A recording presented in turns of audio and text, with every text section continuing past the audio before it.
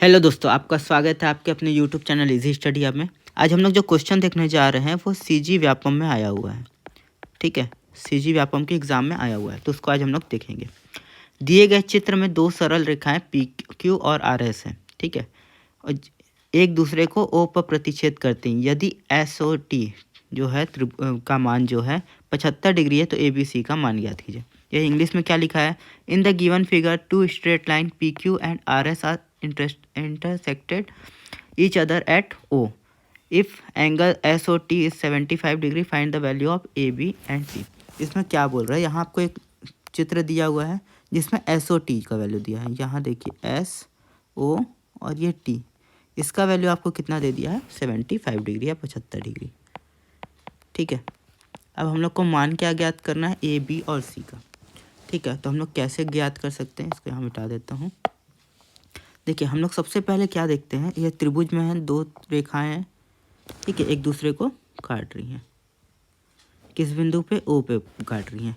मतलब इस रेखा से बनने वाला ये वाला कोण जो है ए, या फिर हम लोग लिख लेते हैं एंगल आर ओ क्यू, ये किसके बराबर हो जाएगा? एंगल पी ओ एस के। आर ओ क्यू का मान आपको कितना दिया है? यहाँ ए दिया है।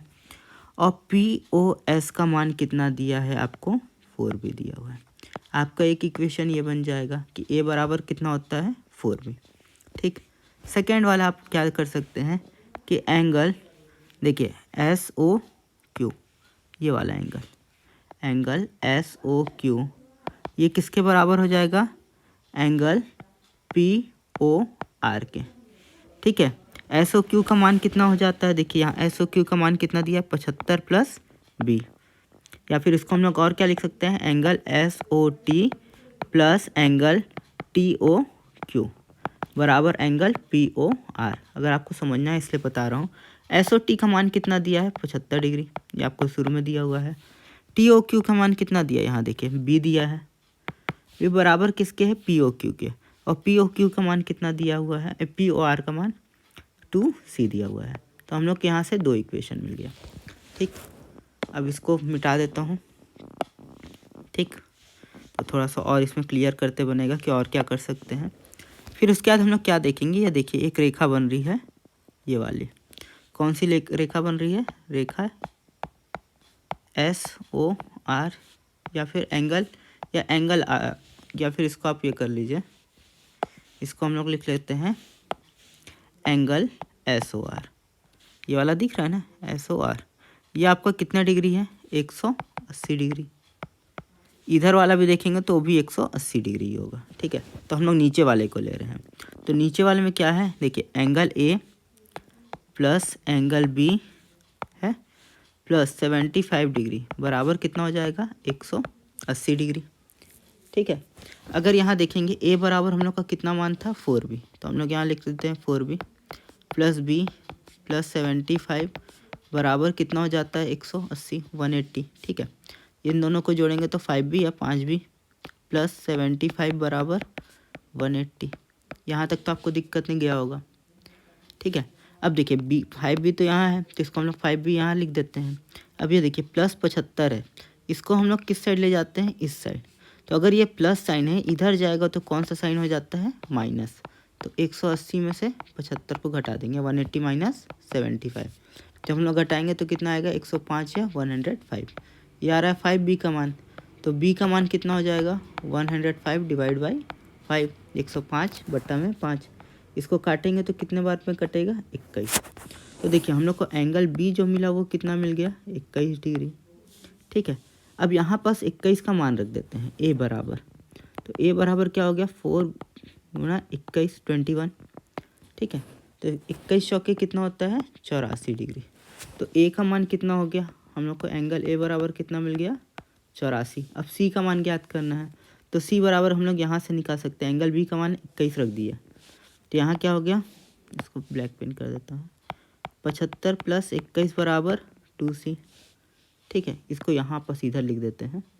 तो देखिए 75 21 जोड़ेंगे तो कितना हो जाएगा? 75 प्लस 21 कितना हो जाता है? 96 या 96 बराबर कितना हो गया? 2c। या c बराबर क्या हो जाएगा? 96 डिवाइड बाई 2, क्योंकि यहाँ मल्टीप्लाई में था 2, तो उधर जाएगा तो डिवाइड में। कितने बार में कट जाएगा?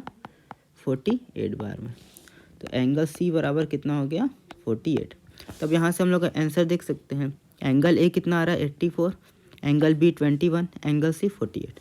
या फिर आपका ये वाला भी आंसर आया था एंगल बी, तो वहाँ से भी आप आंसर को अगर आंसर देखिए तो आप मार सकते हैं, क्योंकि एंगल भी यहाँ देखिए 20 दिया हुआ है, यहाँ 24 दिया है, यहाँ 28 दिया है, यहीं एक था 21 दिया है। और दूसरा चीज़ और क्या चीज़ से आप देख सकते थे, देखिए अगर और कुछ समझ में नहीं आया कैसे देखना है, ठीक है, इसको मिटा देता हूँ, उसके बाद और समझा देता हूँ कि कैसे और आसानी से देख सकते हैं अगर आंसर से बनाना है तो। अगर हम लोग को आंसर ही से बनाना हो तो कैसे बना सकते हैं, ठीक,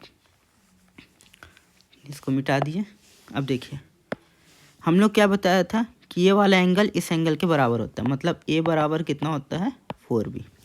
तो हम लोग का देखते जाएंगे, यहाँ b का वैल्यू जो है उसको रखते जाते हैं।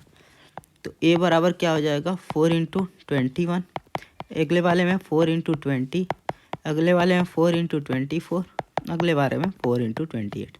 यहाँ से तो आपका दिख गया कि 84 आ जा रहा है ये वाला, ठीक है। बाकी को भी और चेक करेंगे तो कितना आ रहा है 80 या 80, यहाँ 48, तो ये आंसर हो नहीं सकता।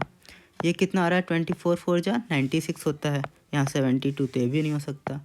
28 4 जा कितना होता है 112, तो यहाँ आ रहा है 64, तो ये भी नहीं हो सकता। तो आप ऐसे भी इस क्वेश्चन को बना सकते थे, ये एक लाइन में भी क्वेश्चन बन सकता था। तो एक लाइन में कैसे बनेगा तो आप ये अब समझ गए होंगे, केवल इसको देख के भी एक लाइन में बनाया जा सकता था, ठीक है। तो आशा करता हूँ आपको वीडियो पसंद आया। अगर वीडियो पसंद आए तो प्लीज़ इस चैनल को लाइक शेयर और सब्सक्राइब ज़रूर करिएगा। Thank you.